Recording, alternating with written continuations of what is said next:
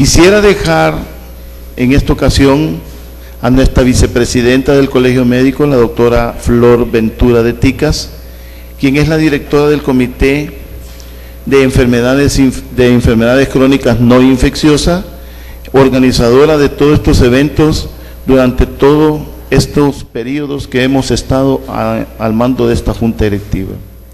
Nuevamente reiterarles mi más cordial bienvenida y que disfruten de esta actividad.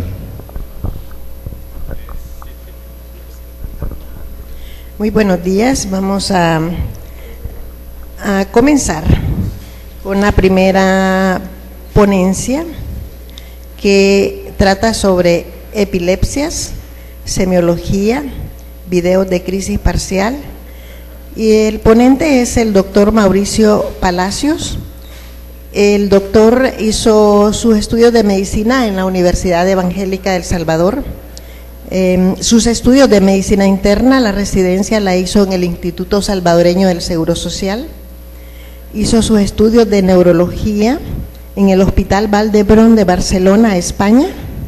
Hizo además un entrenamiento en diagnóstico y tratamiento de epilepsias en la unidad, en el Centro Médico del Estado de Oyo, ahí mismo, y la unidad de epilepsias del Hospital de Niños Columbus, Oyo, así se dice, Ohio. Con ustedes el doctor Palacios.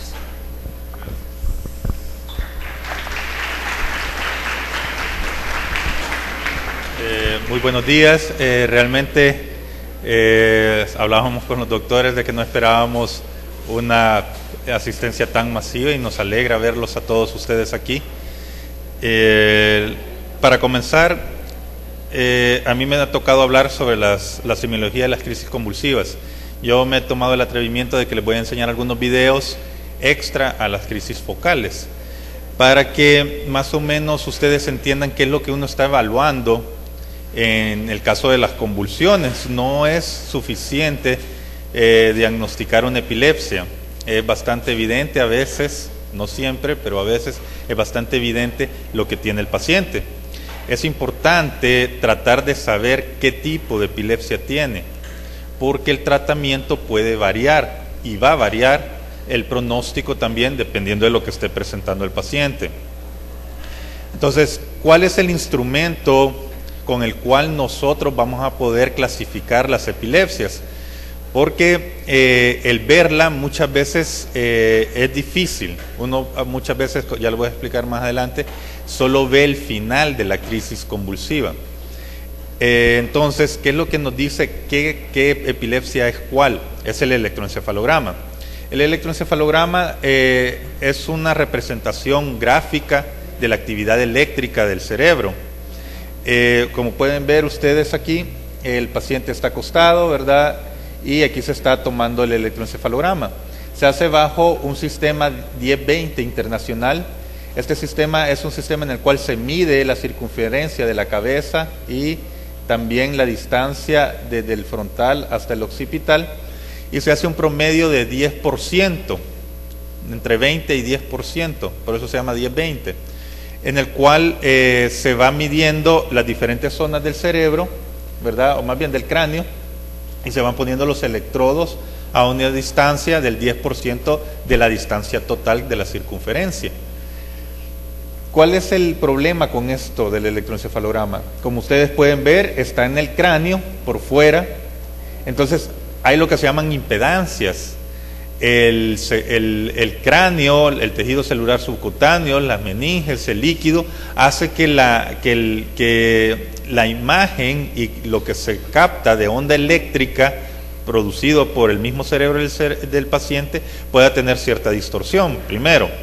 Y segundo, el cerebro es un órgano tridimensional como cualquier otro, y las partes de abajo no las podemos censar adecuadamente con electrodos de superficie sobre el cráneo. Además de que el cerebro tiene circunvoluciones y uno no puede meterse en esas circunvoluciones por fuera del cráneo.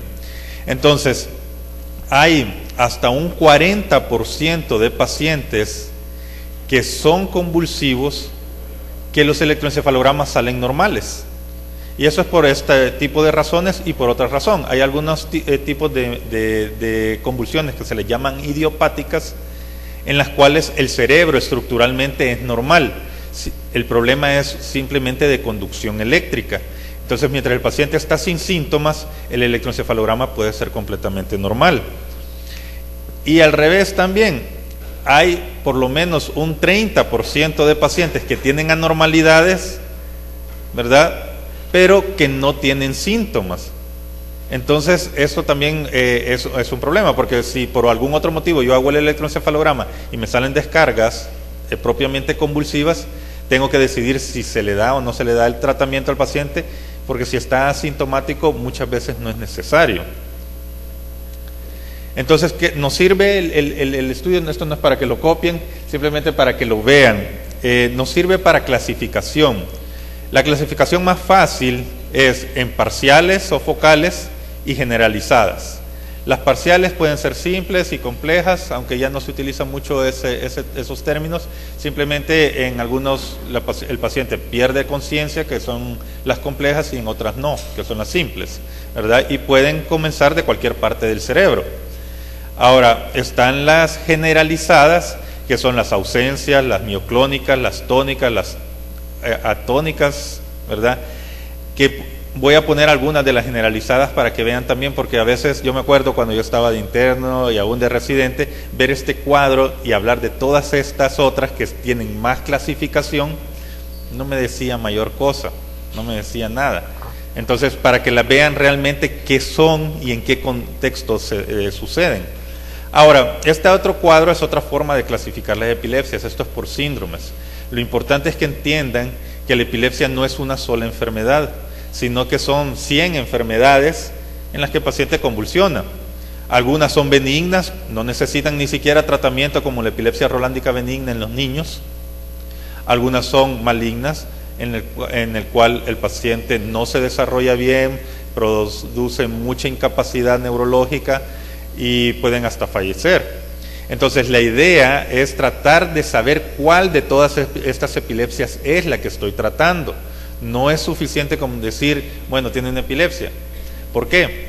Porque, por ejemplo, las crisis de ausencias propiamente dichas, si yo le pongo Epamín o yo le pongo carbamazepina, lo puedo empeorar al paciente. Las mioclónicas y en general las de tipo generalizado, si yo pongo medicamentos como Epamín y carbamazepina, empeoro al paciente. Y eso tiene que quedarles claro, no son antibióticos de amplio espectro. Los medicamentos deben de ser bien guiados por el tipo de convulsión que tiene el paciente. ¿Por qué? Porque hay medicamentos que no funcionan en algunos tipos de convulsiones y en el peor de los casos los pueden hasta empeorar. Entonces, esto es a lo que me refería, por ejemplo, cuando está uno en el hospital. A mí me gusta mencionar esto siempre. Esto es un estado epiléptico. Cuando uno llega al hospital y ve convulsionar a un paciente, llega el residente o el agregado, adjunto, como se le llame, llega y le preguntan a uno, ¿cómo fue la convulsión? Tónico-clónica generalizada. Todo el mundo contesta así, porque es lo que hemos visto, la fase tónico-clónica generalizada, que ya es cuando el paciente está convulsionando completamente. Pero yo no sé cómo comenzó la convulsión, no sé si comenzó focal en una sola parte del... ¿Por qué? Porque quizás no la alcancé a ver cuando el paciente empezó a hacer algún movimiento con un brazo o empezó a chupetear primero, ¿verdad? Y luego se desconectó. O no sé yo si toda la corteza descargó de una sola vez, como en el caso de las ausencias, las mioclonias, las atónicas, y luego me hizo esto, ¿verdad? Entonces, si ustedes ven la clasificación de generalizado o focal, no necesariamente es por lo que yo veo en el paciente, es por lo que se ve en el electroencefalograma, ¿verdad? Entonces, todo paciente debe tener un electroencefalograma para poderlo clasificar adecuadamente, por lo menos en focales y generalizadas. Ya después, el síndrome que tiene el paciente va a ser dependiendo de la combinación de eventos que tenga. Por ejemplo, un Lennox-Gastaut, el paciente puede tener atónicas, el paciente puede tener tónicas. El Dravet, el paciente puede tener atónicas, puede tener mioclónicas. El DUS puede tener atónicas, mioclónicas, generalizadas. Entonces, esa es la idea, tratar de captar lo que le está haciendo el paciente para tratar de clasificarlo en algún síndrome. El problema es de que cuando yo hago el estudio no debiera de durar menos de 30 minutos. Si ustedes se fijan en los hospitales generales, por lo general, como no queda mucho tiempo y solo está una enfermera o un técnico, los hacen de 15 minutos y aún en lo privado vemos a veces estudios de menos de 15 minutos. Las directrices internacionales dicen de que debe de ser por lo menos 30 minutos de estudio, ¿verdad? Se debe medir, se deben poner electrodos donde van por medición, no porque digo el temporal, bueno, entonces lo voy a pegar aquí. Tiene que ser la medición adecuada y lastimosamente no se hace en la mayoría de lugares, ¿verdad? Y si el paciente está sin síntomas, todavía es más difícil obtener algo. Entonces, la única prueba irrefutable de que estas son convulsiones y qué tipo de convulsiones son es el video electroencefalograma. ¿Cuándo vamos a mandar un video electroencefalograma? Quizás me voy a brincar a la tercer punto aquí, que dice los pacientes refractarios. ¿Quiénes son los pacientes refractarios? Son los pacientes que, a pesar de que están con 2 fármacos y a veces hasta más, no nos están evolucionando bien. Esos pacientes deben de ir a video. ¿Por qué? Porque para comenzar el 25% no son convulsiones. Son cualquier otro tipo de evento, pero no son convulsiones y uno los está tratando como convulsiones, porque a veces es difícil diferenciarlas, por lo que cuenta el paciente o por lo que hace enfrente de uno, a veces les digo, es difícil. Y lo otro que lo puede dar la refractariedad es de que el paciente, a pesar de que está sí es epiléptico, está recibiendo el medicamento inadecuado. O sea, yo le estoy dando como que son focales a unas crisis que son generalizadas, y entonces lo estoy empeorando, que es lo que les decía en el caso de ausencias mioclónicas atónicas, que no se les puede dar en general medicamentos que actúan sobre los canales de sodio, que son el Epamin, la Tegretol, que es lo que tenemos a la mano muchas veces. Y muchas de estas enfermedades son tan comunes que nos llegan, ¿verdad? Pero eso es lo que tenemos a la mano en el hospital y eso es lo que les dejamos. Y a veces la refractariedad está en que el paciente ha estado tomando Epamin por años, ya me ha pasado, al hacerle el video, lo que es una epilepsia mioclónica juvenil, y con solo el cambio de medicamento ácido valproico, mejoró el paciente, ¿verdad? Y lo otro es que el paciente no esté tolerando fármacos, y entonces por eso no se controla, ¿verdad? Esa es otra causa de refractariedad.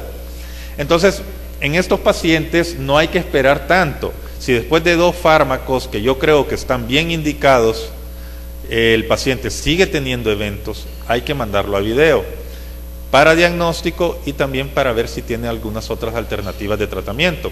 La idea es ver cuáles son los que son aptos para cirugía también.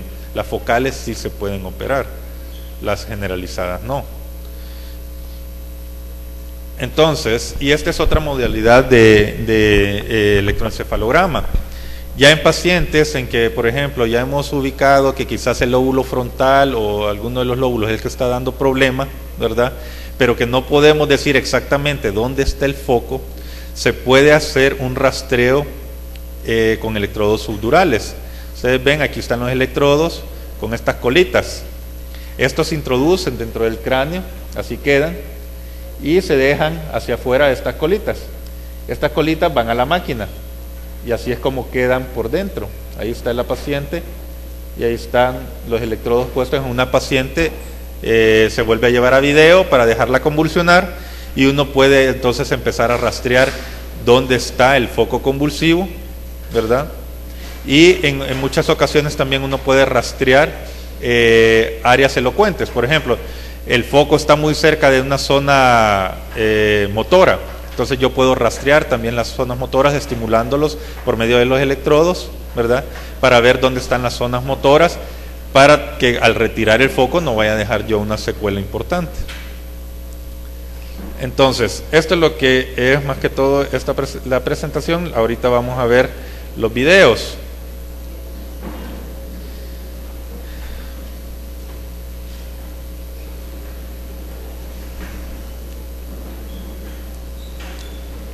Vamos a comenzar por las generalizadas. Vamos a ver unas crisis ahorita de ausencias para que vean exactamente lo que es una crisis de ausencia, porque muchos pacientes llegan con desconexiones del medio, que no es lo mismo. El paciente con una epilepsia del lóbulo temporal puede tener una desconexión del medio, ya se las voy a enseñar la diferencia. Son mucho más fuertes, las ausencias son más sutiles, no me voy a clavar mucho en el electroencefalograma, pero ustedes pueden ver aquí ya las descargas de 3 Hz, ¿verdad? Generalizadas en todo el trazo, ¿verdad? Eso es importante porque las ausencias son eso. Otras desconexiones del medio no son ausencias, quizás son crisis focales. Entonces el paciente, es que el doctor me dijo que tenía ausencias ya de 20 tantos años. Las ausencias típicas, porque también hay ausencias atípicas, las ausencias típicas son de la infancia. Y como ustedes pueden ver, ahí está la mamá chateando y no se da cuenta que la niña ya dejó de hacer cosas, está solo, miren, se tambalea un poquito, dura alrededor de unos 8 segundos y luego empieza ya la niña a jugar. Pueden ser así de sutiles, la mamá ni se dio cuenta, ¿verdad? Entonces, esto es una ausencia y esto puede suceder varias veces en el día, pero el niño no se va a dañar, va a evolucionar normalmente y esto se le va a quitar con la edad. Esto tiene contraindicados los medicamentos que le mencionaba. Entonces, esto es una ausencia típica. Ahora les voy a enseñar lo que es realmente una desconexión del medio. Esta es una paciente que hicimos con electrodos subdurales. Ahí la van a ver que está con los electrodos subdurales.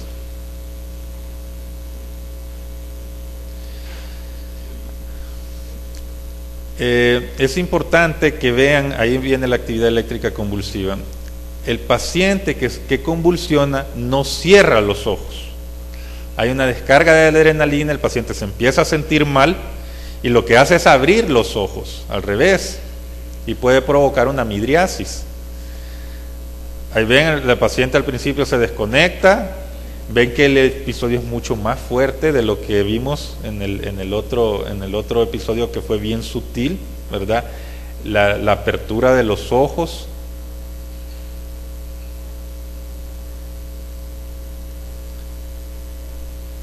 El paciente con ausencias, como le digo, se comporta de una forma mucho más benigna.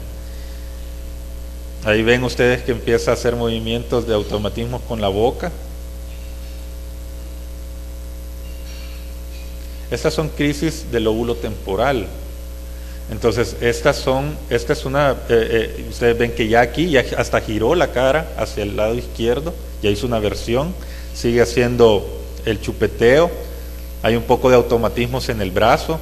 Ven de que ya se extendió, no es lo cortito de la ausencia.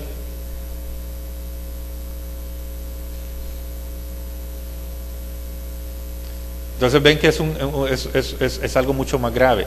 Y esto luego puede evolucionar a una crisis tónico-clónica generalizada. Entonces, es justamente lo que les estaba explicando. Uno comienza focal, el otro es generalizado. Entonces es importante diagnosticar una cosa y la otra porque el tratamiento varía. Entonces ustedes pueden ver que esta es una crisis de una epilepsia del área mesial del lóbulo temporal.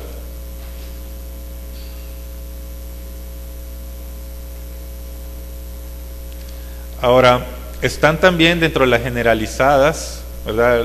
La que acabamos de ver es focal, ¿verdad? La primera que vimos es una generalizada, que es la ausencia. Esta también es una generalizada, que son las atónicas. Lo importante de las atónicas es que están enmarcadas en síndromes graves, en encefalopatías graves. Porque a veces llegan ahí adolescentes y que ya les dijeron, es que lo que pasa es que tengo crisis atónicas, porque se me aguadan las piernas. No, o sea, un paciente normal no tiene crisis atónicas. Un paciente que por lo demás es neurológicamente normal no puede tener crisis atónicas. ¿Por qué? Porque las crisis atónicas están enmarcadas solo en encefalopatías epilépticas graves.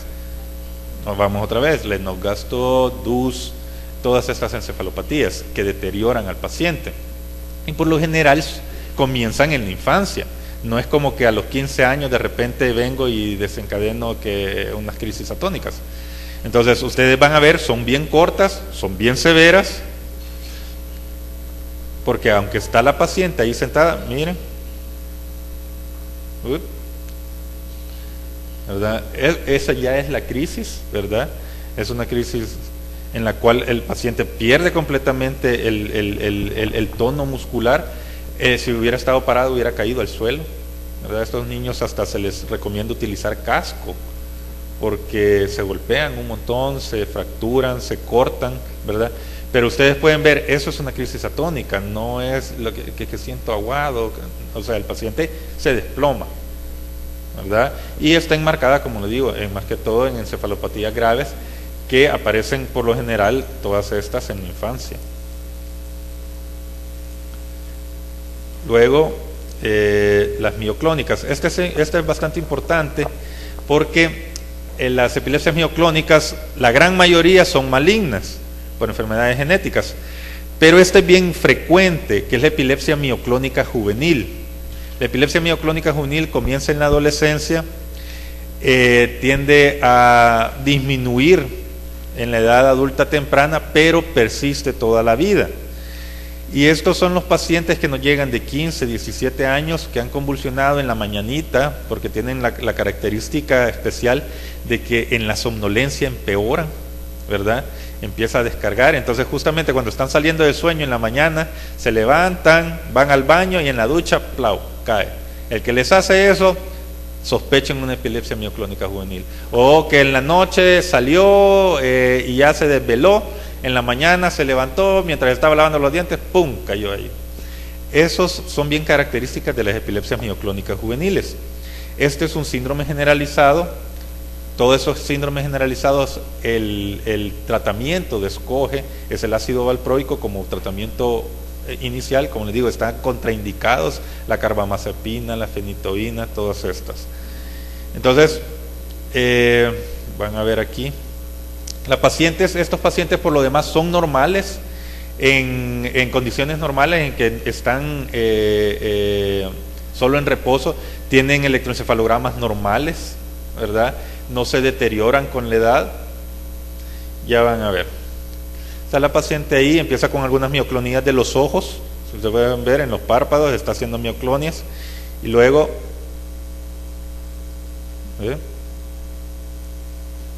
ustedes pueden ver las mioclonias ahí. Y como les digo, ahí está otra vez, esta es otra crisis. El paciente empieza a hacer estos movimientos con las extremidades, ¿verdad? Son mioclonias. Y luego es lo que sucede. Si ustedes hubieran estado ahí, llega el residente, llega el médico de staff que estaba ahí, ¿cómo fue la convulsión? Ya, si lo ven en esta etapa, ya es la tónico-clónica generalizada. ¿Cuál de todas es? Si no tienen un electroencefalograma y no han visto todo el evento, es bien difícil decir cuál de todas los síndromes epilépticos es. Ustedes ven aquí ya está en la fase tónico-clónica generalizada, ya aquí ya no la podríamos clasificar, pero como hemos visto con cómo comenzó, entonces ahí sí ya nos queda claro qué tipo de síndrome es. Ahora, lo importante quizás, otra vez, miren los ojos. Miren los ojos, el paciente no cierra los ojos. El que les llega les está mintiendo. Y ya van a ver uno, porque se los voy a enseñar uno. Entonces, esto es una epilepsia mioclónica juvenil. Luego, nos vamos a pasar ya a las crisis focales propiamente. Ya les enseñé una focal del lóbulo temporal, vieron la desconexión del medio. Las otras, por ejemplo, si son crisis que vienen de los occipitales, pues el paciente tenía una niña que no la pude encontrar el video, no se los pude traer. Esta niña comenzó, pensaron en el Bloom, que tenía una neuritis óptica, después dijeron que otra cosa, no la encontraban porque se quedó ciega, pero luego se recuperó, al siguiente día estaba recuperada. Y luego empezó a hacer crisis convulsivas.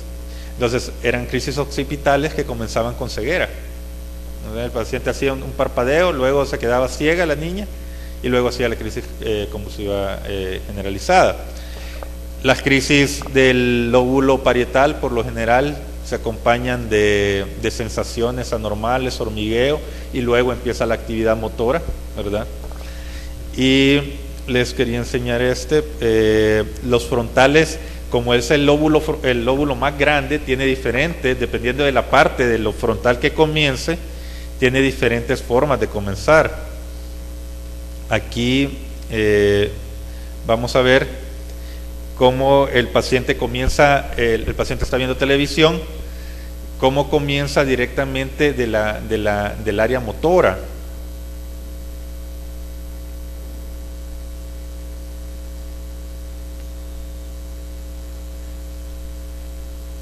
Ahí le pusieron un seizure onset, pero realmente por aquí es donde empieza a verse la actividad convulsiva. Ustedes se fijan, el paciente ya sintió algo porque cambió la mirada, ya no está viendo hacia el televisor y empieza a hacer una versión de la cabeza hacia la derecha. Eso también dentro de la semiología es importante. ¿Por qué? Porque los músculos que están activos son los del lado derecho, ¿verdad? Eso significa que muy probablemente la crisis comenzó izquierda.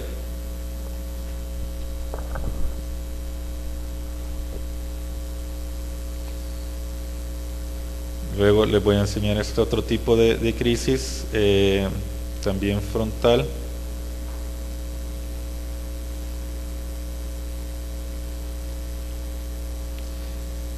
Que es bien importante por la semiología.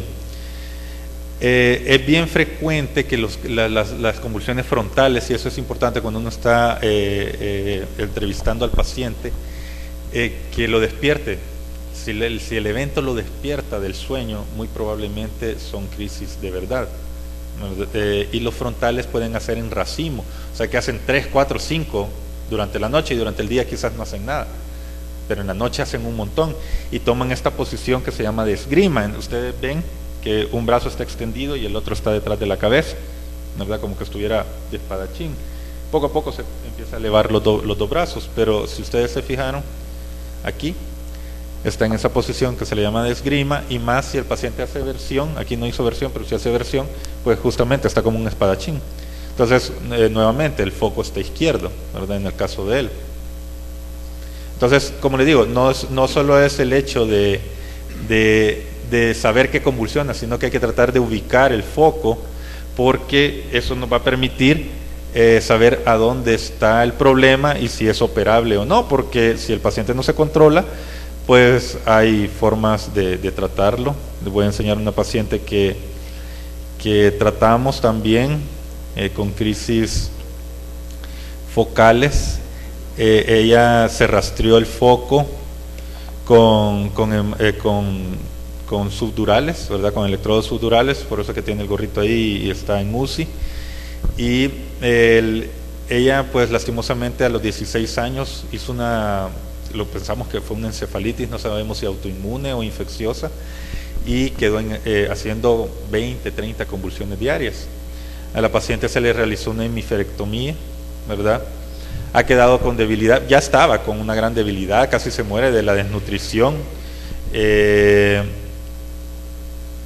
ver, aquí está. Casi se muere de la desnutrición, estuvo con gastrostomía. Finalmente se le hizo la hemiferectomía, y con la hemiferectomía la paciente hoy por hoy sí está con secuelas de su encefalitis, pero ustedes ahí ven, de un solo comienza motora en la cara, el brazo izquierdo, ¿verdad? Esto lo pasaba haciendo todo el día, ahorita ya está gordita, se está rehabilitando, no tiene convulsiones, después de haber estado hasta con 4 o 5 anticonvulsivos, ahorita está con 2 a dosis bajas, ¿verdad? Y ya no tiene convulsiones. Entonces, si bien sí la dejó dañada la encefalitis, pero ahorita tiene una vida con sus padres pues relativamente normal. Ustedes ven ahí. Entonces así fue como se rastreó y cómo se llama y se operó luego.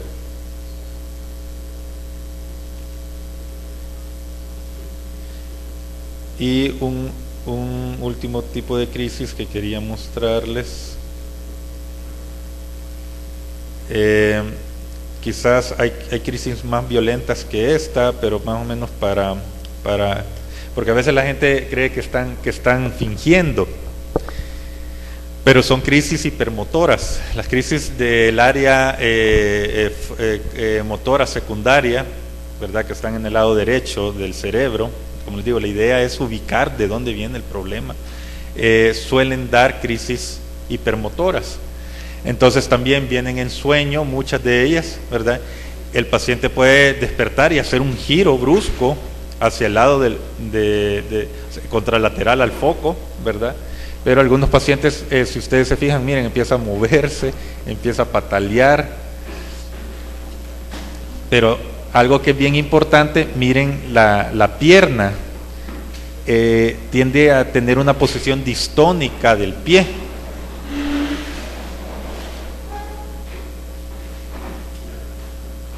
Y si se fijan, si se logra, no sé si logran ver, el paciente está con los ojos abiertos, con la mirada fija, ¿verdad?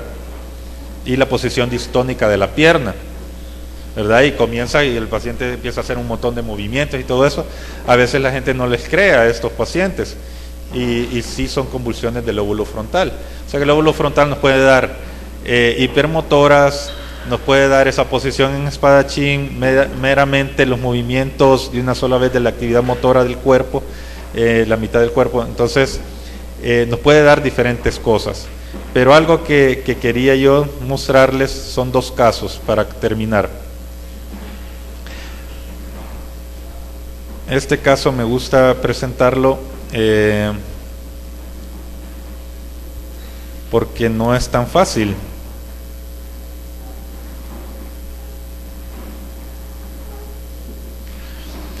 Está el paciente ahí platicando con el enfermero. Este caso me lo regalaron en el hospital que estuve en Ohio.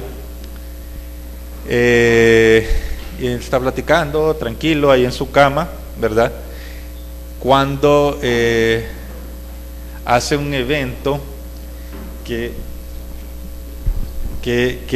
llama la atención. Ya, aquí viene. Fíjense todo lo que hace. Está platicando.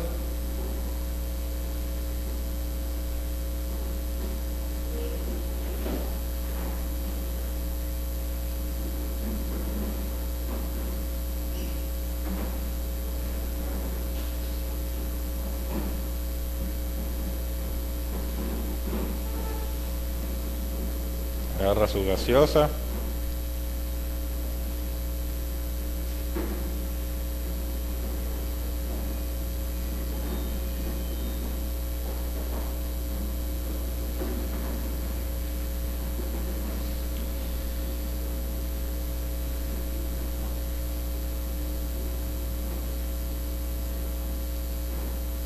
Se atraganta.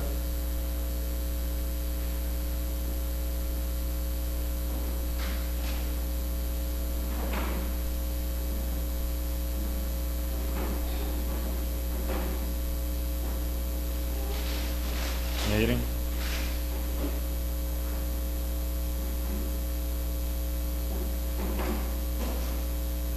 Hace versión.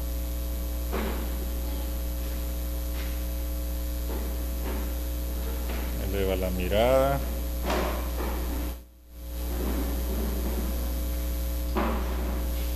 Hace movimientos de la boca ahí.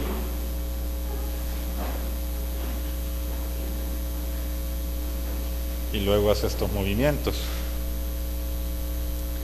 ¿Qué es? Alguien que se aventure, decirme qué es. Esto, aunque parece una convulsión y el paciente no está fingiendo, es un síncope vagal. El paciente lo primero que le pasó fue que se atragantó, entonces luego hizo el evento. Hay un montón de pacientes que nos vienen, por ejemplo, que están en procedimientos odontológicos o están en la unidad de salud y le sacaron sangre a alguien a la par y de repente, ¡pum!, y caen. Y hacen movimientos clónicos, ¿verdad? Y se pueden confundir con convulsiones. El paciente lo que tenía era una disfagia. Entonces, cada vez que intentaba tomar líquidos, hacía esto. Y más que le dieron las pastillas. Entonces, hacía esto. Esto es un síncope, no es una convulsión, ¿verdad? Entonces, a veces es difícil diferenciarlos. Y por eso es también importante no solo que veamos las convulsiones, sino que también que veamos lo que no es convulsión y tenerlo en cuenta, que hay que investigar bien lo que estamos tratando para no darle un medicamento equivocado al paciente y que le va a retrasar su tratamiento y su diagnóstico. Y luego vamos a ver este video.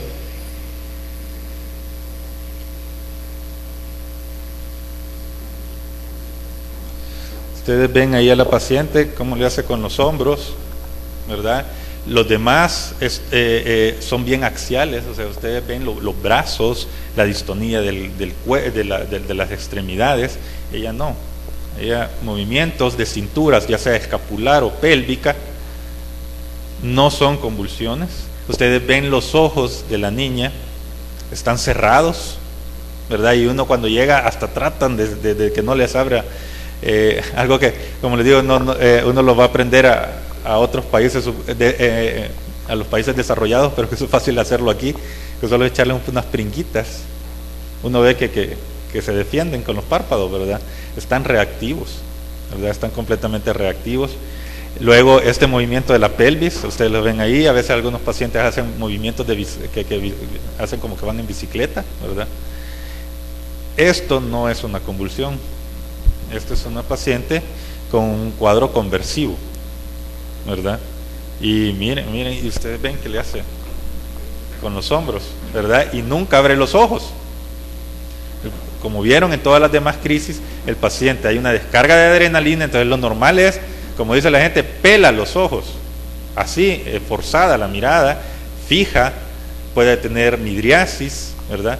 Pero todo esto que está haciendo esta niña y como les digo, y hay un montón de pacientes una vez vi una paciente de 42 años que estaba pidiendo ya jubilación por este tipo de eventos.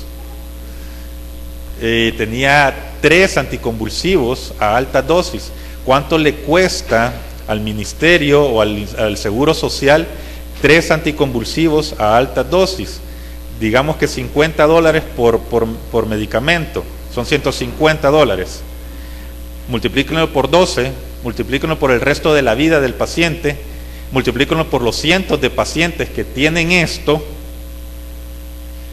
y entonces ustedes pueden ver el malgasto que hay en fármacos, porque le tienen miedo a veces mandar a un estudio que es un poquito más caro, pero les va a salir más económico que el resto de su vida. Visitas a emergencia, medicamentos endovenosos, los medicamentos orales que tiene el paciente e incapacidades injustificadas, ¿verdad? Entonces es importante saber lo que estamos tratando. Primero, ¿es epilepsia o no es epilepsia? Y si es epilepsia, ¿cuál de las epilepsias estoy tratando? ¿Verdad? Y eso es más que todo mi mensaje, y aquí acabamos.